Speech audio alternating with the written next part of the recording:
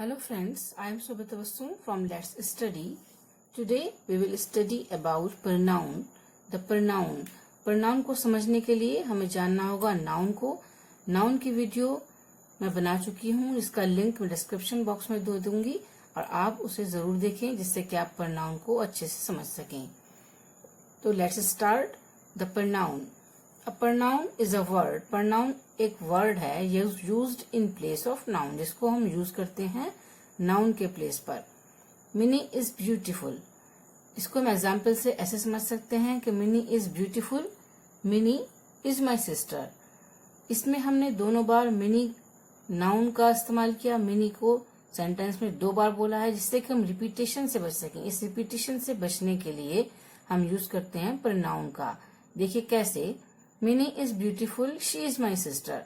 Mini beautiful है और वो मेरी बहन है. She is my sister. She is pronoun. In the sentence, she is pronoun which is used in place of many. So we called she is pronoun. Kinds of pronoun. pronoun कितनी तरह के होते हैं, कैसे कैसे होते हैं, किस किस वर्ड को हम pronoun कहेंगे, उसके बारे में देखिए. First is personal pronoun, second emphatic, third distributive, fourth indefinite, fifth reflexive, sixth demonstrative, seventh relative, and eighth interrogative. There are 8 types of pronoun. Firstly हम देखते हैं personal pronoun किसे कहते हैं. What is personal pronoun? The pronoun stand for persons are called pronouns. Are called personal pronouns. They are I and we. That is first person pronoun. The person speaking. जो person sentence में बात करता है उसको हम कहते हैं first person pronoun. That are I and we. You. You is second person pronoun. The person speaking to. जिसके बारे में जिससे हम बात कर रहे होते हैं उसको हम कहते हैं second person pronoun, which is you. He, she, it, they. Third person pronoun. He, she, it and they are third person pronoun. The person spoken of. जिसके बारे में बात कर रहे होते हैं हम किसी से, जिसके बारे में बता रहे होते हैं उसको थर्ड पर्सन pronoun कहते हैं. For example, I told you that she can do it. I, you and she are personal pronoun in this sentence. I is first person pronoun जो बता रहा है, जो बोल रहा है. You is second person pronoun जिससे बात की जा रही है. And she is third person pronoun जिसके बारे में बात की जा रही है. तो इसलिए इसको हम कहेंगे first person pronoun, second person pronoun and third person pronoun. Okay. Next हम देखते हैं emphatic pronoun. What is emphatic pronoun? The pronoun ending in self or selves used to lay stress on a noun or pronoun is called emphatic pronoun. The pronoun ending in self or selves.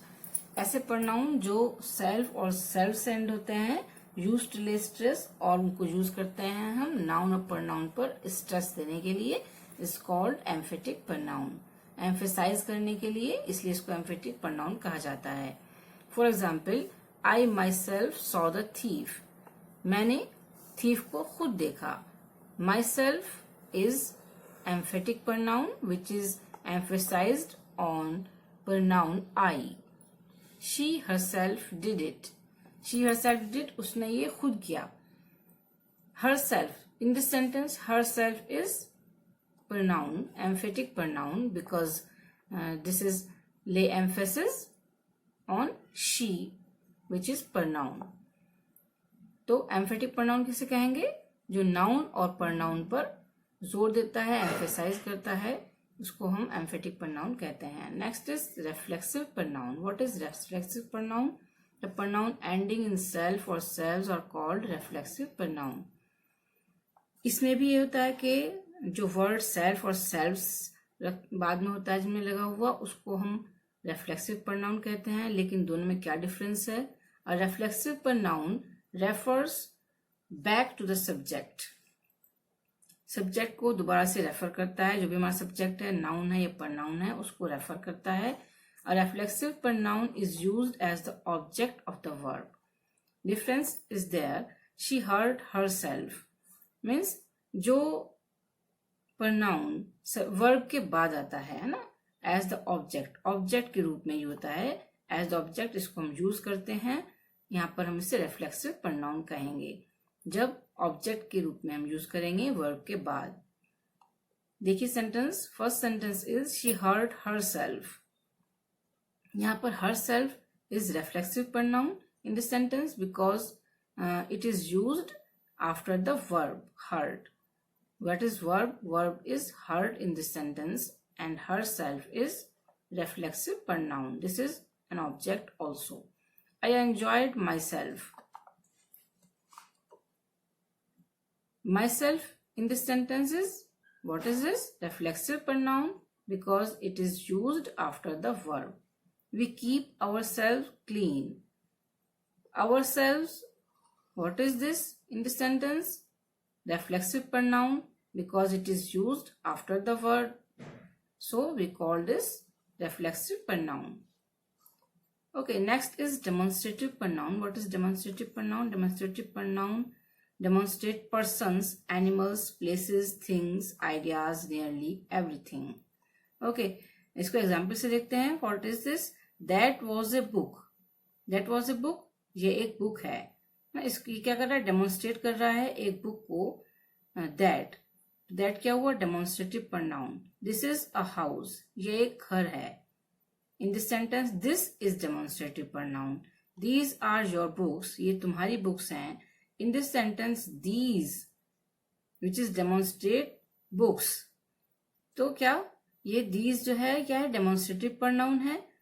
देखिए demonstrative pronoun कौन कौन से हो सकते हैं? This, that, these, those. These are words which is demonstrate anything, everything. Persons, animals, place, things, ideas, nearly everything. So we call these words demonstrative pronoun.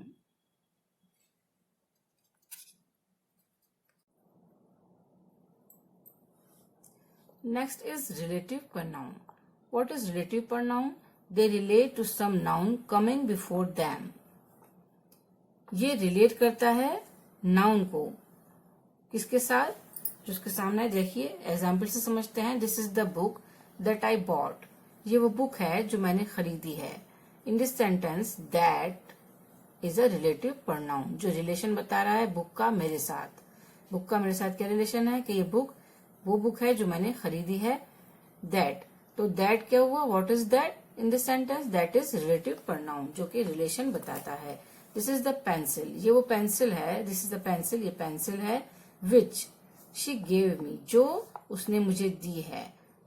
Then which is relative pronoun because ये क्या करता है? ये बताता है relation को, pencil के relation को उसके साथ. शी गेव मी, उसने मुझे दी है. मेरे साथ का क्या रिलेशन है? कि वो पेंसिल है कि जो उसने मुझे दी है. She is the girl. ये वो गर्ल है हु स्टूड फर्स्ट. ये वो गर्ल है, ये गर्ल है हु स्टूड फर्स्ट जो हमेशा फर्स्ट रहती है. Then who is relative pronoun. This is the man whose son is in my class. In this sentence what is relative pronoun? Whose. Whose is relative pronoun जो relation बता रहा है इस आदमी का. This is the man. इस आदमी का मेरे साथ क्या रिलेशन है? कि इसका बेटा मेरी क्लास में पढ़ता है, मेरी क्लास में है. Next is distributive pronoun. They refer one person or thing out of two or more than two. ये रेफर करते हैं किसी पर्सन या थिंग को आउट ऑफ टू और मोर देन टू. एक और एक से ज्यादा के लिए रेफर करते हैं. Each of these children wants to play. इनमें से हर बच्चा खेलना चाहता है. ठीक है. ईच ऑफ यहाँ पर क्या है? ईच इज डिस्ट्रीब्यूटिव प्रनाउन जो कि रेफर कर रहा है सभी बच्चों को. Neither of the two come. दोनों में से एक भी नहीं आया. In this sentence neither is distributive pronoun. Each, every, either and neither are distributive pronoun. We can use this word as distributive pronoun in any sentence. Indefinite pronoun. What is indefinite pronoun? Indefinite pronoun जैसे कि हम नाम से समझ सकते हैं, जो definite ना हो, इनडेफिनिट हो. Indefinite pronouns are used in general in an indefinite way. Somebody, जैसे कि somebody. somebody क्या है? एक indefinite word है, जब उस सेंटेंस में हम यूज करेंगे. Somebody must be doing this. ये किसी ने किया है ना? किसी ने किया है. Somebody किसी को नहीं बताता, किसी का नाम नहीं बताता है, बस ये रेफर करता है, एक इनडेफिनिट वर्ड है. ठीक है. एवरीबडी प्रेज्ड हिम, हर कोई उसकी प्रशंसा करता है. अब एवरीबडी में कौन है वो, उसका नाम यहाँ पर नहीं बताया गया है. Everybody is a indefinite pronoun. Somebody, anybody, everybody, anything, nothing, some, one and all are indefinite pronoun. Next is interrogative pronoun. Pronouns used to ask questions are called interrogative pronoun. वो वर्ड, वो pronoun जिनको हम questions पूछने के लिए use करते हैं, उसको हम interrogative pronoun कहेंगे. For example, which is your book? In this sentence, which is used to ask a question, so we called which interrogative pronoun. We called which is an interrogative pronoun. Who is he? In this sentence, who is a question word, so we call this interrogative pronoun. Whom is also an interrogative pronoun. Whose, which, who, whom, what are interrogative pronoun. Some more examples of reflexive and emphatic pronoun. Reflexive और emphatic pronoun को हम और अच्छे से cover करते हैं और अच्छे से समझते हैं कैसे होते हैं ये, दोनों में क्या डिफरेंस है रिफ्लेक्सिव और एम्फेटिक में. देखिए, first word is myself. We use this word as an reflexive pronoun, as a reflexive pronoun and as a emphatic pronoun. कैसे? I enjoyed myself. This is reflexive pronoun because this is in this sentence myself is used after the verb, so we call this reflexive pronoun. Next, I myself did it. I myself did it. In this sentence, myself is emphatic pronoun because क्यों है ये? क्योंकि ये emphasize कर रहा है pronoun I को, so we call this emphatic pronoun. Next देखिए, ourselves. We keep ourselves clean. Reflexive pronoun. We keep ourselves clean because क्यों है reflexive pronoun? Because in this sentence we used ourselves. हमने कहाँ use किया है इसका? After the verb. So we call this reflexive pronoun. We ourselves do this. हम इसे खुद करते हैं, हमने इसे खुद किया, तो ये क्या है? Emphatic pronoun है ourselves. We use this to emphasize the pronoun we. So we call this ourselves in this sentence emphatic pronoun. Yourself. You enjoyed yourself. Yourself is reflexive pronoun क्योंकि इसको हमने verb के बाद यूज किया है. This is an object, so we call this reflexive pronoun. You yourself cooked the food. यहाँ पर ये क्या है? emphatic pronoun है yourself, क्योंकि ये you जो एक pronoun है उसको emphasize कर रहा है, इसलिए yourself is a emphatic pronoun.